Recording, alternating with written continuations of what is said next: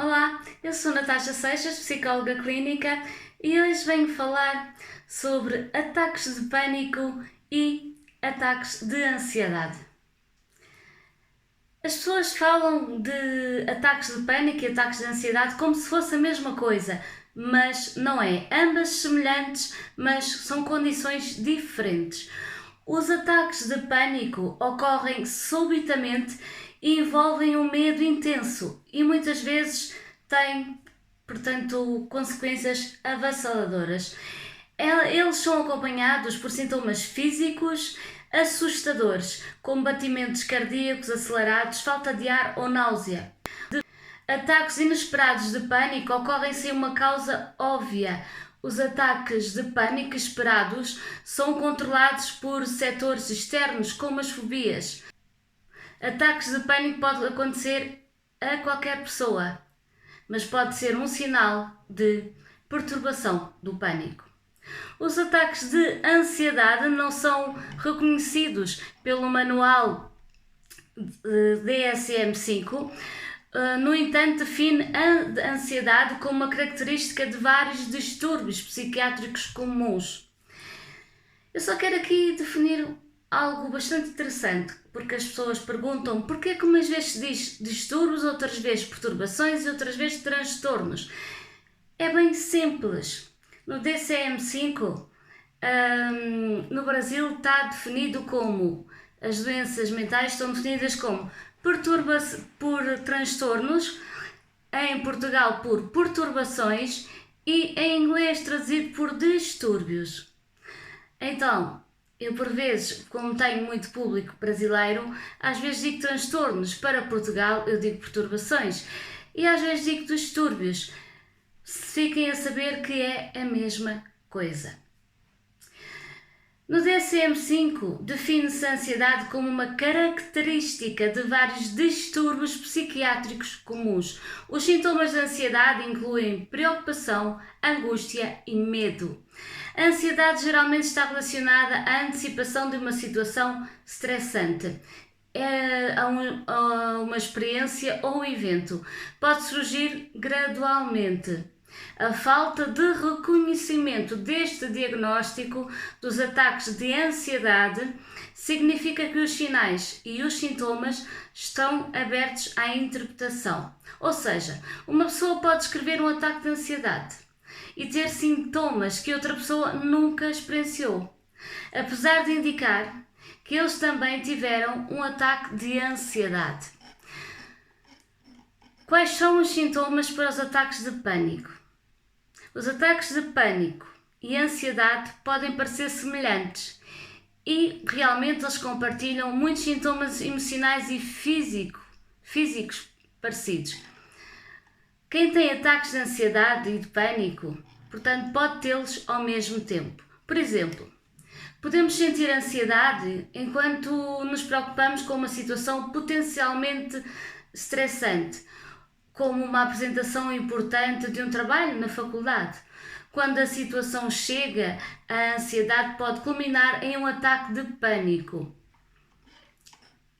Os sintomas a nível emocional da ansiedade e do pânico, eu vou então dividi-los. Quando se trata apenas de ansiedade, os sintomas emocionais refletem-se em angústia, inquietação, medo, palpitações cardíacas, aceleração no ritmo cardíaco, dor no peito, falta de ar, aperto na garganta, boca seca, suores, calafrios, sensação de tremer, náusea, dor de cabeça e sensação de fraqueza. Nos ataques de pânico assumem todos estes sintomas, portanto, e mais alguns. Portanto, assumem medo de morrer. Os sintomas são bem mais graves. Sentem dor no peito semelhante a um ataque cardíaco, sentem medo de desapego do mundo e desrealização de si mesmo e despersonalização. Palpitações cardíacas, um ritmo cardíaco muito acelerado, falta de ar, aperto na garganta, sensação de que está a sufocar, boca seca, suores, tal e qual como ansiedade, calafrios ou ondas de calor, tremores, dormência ou formigueiro, parestesia, náusea, dor abdominal, dor no estômago, dor de cabeça, sensação de fraqueza. Pode ser difícil saber o que está a enfrentar, se é ansiedade ou ataque de pânico. Mas lembre-se do seguinte, quando está nesta situação. A ansiedade normalmente está relacionada a algo parecido com algo de muito stress, que envolve muito stress e é ameaçador. Os ataques de pânico nem sempre estão controlados. Nós não controlamos e aparece do nada. Portanto, não tem algo gerador de stress. Aparece simplesmente do nada, sem nós estarmos à espera. A ansiedade pode ser leve, moderada ou grave. Por exemplo, a ansiedade pode estar a acontecer no fundo da nossa mente, enquanto nós estamos a realizar atividades diárias. Os ataques de pânico, esses já envolvem principalmente sintomas graves e perturbadores. Durante um ataque de pânico, a resposta autónoma de luta ou fuga do corpo assume o controle e nós deixamos de ter controle sobre nós próprios. Esses ataques de pânico tomam conta das nossas emoções, dos nossos afetos, do nosso corpo e dos nossos sintomas. Torna-se algo psicossomático. Os sintomas físicos são geralmente mais intensos que os sintomas de ansiedade. Enquanto a ansiedade pode aumentar gradualmente, os ataques de pânico geralmente ocorrem bruscamente. Os ataques de pânico normalmente desencadeiam preocupações ou medos relacionados a outro ataque. Ou seja, isto pode afetar o nosso comportamento, levando-nos a evitar lugares ou situações em que nós achamos que podemos estar em risco de ter novamente outro ataque de pânico. Cá está a luta e fuga. Não voltamos ao mesmo lugar em que tivemos o último ataque de pânico. Isto não acontece na ansiedade.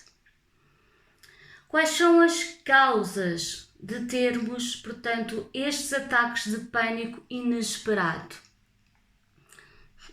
Há, portanto, gatilhos externos claramente que fazem desencadear estes ataques de pânico. Ataques de pânico e ansiedade esperados podem ser desencadeados por coisas semelhantes. Alguns gatilhos podem ser um trabalho com bastante stress, portanto, situações sociais que envolvem fobias como agorafobia, o medo de espaços abertos ou fechados, claustrofobia, neste caso, medo de pequenos espaços, e acrofobia, medo de alturas. Pode desencadear realmente uma ansiedade intensa e levar a ataque de pânico. Os lembretes ou memórias de experiências traumáticas, doenças crónicas como doenças cardíacas, diabetes, síndrome do intestino irritável ou asma, portanto, a dor crónica, a abstinência das drogas ou álcool, cafeína, pode desencadear um ataque de pânico. Portanto, medicamentos e suplementos e problemas de tiroide. Agora, há outros fatores que são inesperados e envolvem também os ataques de ansiedade e pânico e têm fatores de risco semelhantes. Estes incluem um fator trauma ou testemunhar eventos traumáticos quando criança ou adulto, experimentando um evento estressante da vida, como a morte de um ente querido, um divórcio. Sofrer estresse e preocupações contínuas como responsabilidade no trabalho, conflitos em família ou problemas financeiros. Viver uma condição crónica de saúde ou risco de vida, portanto, o aparecimento de uma doença grave como o cancro, por exemplo. Ter uma personalidade ansiosa, ter um distúrbio mental como a depressão, ter familiares próximos que também têm transtornos, perturbações da ansiedade ou pânico e o uso e abuso de substâncias ilícitas. Pessoas que sofrem de ansiedade correm o risco maior de sofrer ataques de pânico. No entanto, ter ansiedade não significa que vamos experimentar um ataque de pânico. Quero que isto fique bem certo. Podemos ser pessoas bastante ansiosas, mas não significa que vamos passar por um ataque de pânico necessariamente. Os médicos não podem diagnosticar, portanto, ataques de ansiedade, mas podem diagnosticar sintomas de ansiedade, perturbações de ansiedade, ataques de pânico e perturbações de pânico. Terá que perguntar ao seu médico, psicólogo, psiquiatra, sobre os seus sintomas e fazer testes para descartar outras condições de saúde como sintomas semelhantes, como doenças cardíacas ou problemas da tiroide. Para obter um diagnóstico eficaz, o seu médico tem de agir eficazmente com exames físicos, exames, portanto, diagnóstico ao sangue, exames cardíacos como eletrocardiograma, ECG, o médico achar melhor, e uma avaliação psicológica, portanto, por um psicólogo. Depois temos, portanto, o tratamento em si, com um médico psiquiatra com medicamentos, portanto, a nível psicofarmacológico, para ajudar a controlar os sintomas e um tratamento psicoterapêutico para ajudá-la a controlar a causa desses sintomas. Tem que ser os dois, sim. Tem que se controlar com os dois tratamentos, porque um não invalida o outro. O pânico é de facto assustador, é semelhante a um ataque cardíaco e realmente a pessoa sofre. Não é frescura, é uma doença tal e qual como uma doença física, e isto é preciso falar e muito, é preciso que as pessoas consciencializem de uma vez por todas que isto é uma doença horrível de sentir. Sente-se, é uma doença da mente que se sente, que psicossomatiza, que dói, mas você não vê, os outros não veem quem sente. Os outros não veem que outra pessoa sente que está a ter um ataque cardíaco, mas não está. Mas sente que está de facto. O ataque de pânico, se a pessoa morre, a pessoa não morre, não vai morrer ali. Mas esta condição, se não for tratada, poderá levar a outras consequências gravíssimas como a depressão. E a depressão, sim, leva a pessoa à morte. Uma pessoa que queira cometer suicídio, de facto, ela morre. Se ela tentar e se conseguir. O ataque de pânico é horrível. A pessoa de facto quer acabar com o sofrimento. E se não tiver ajuda, se não tiver apoio, se não for credível o que sente, por favor, é tão verdadeiro, é tão assustador como qualquer outra doença.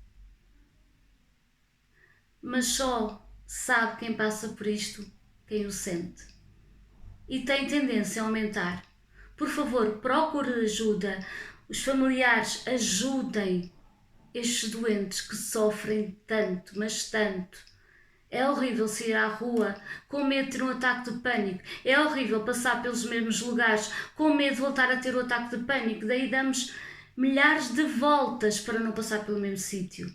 E se temos o azar de ter outro ataque de pânico noutro sítio, amanhã a pessoa vai para outro lugar.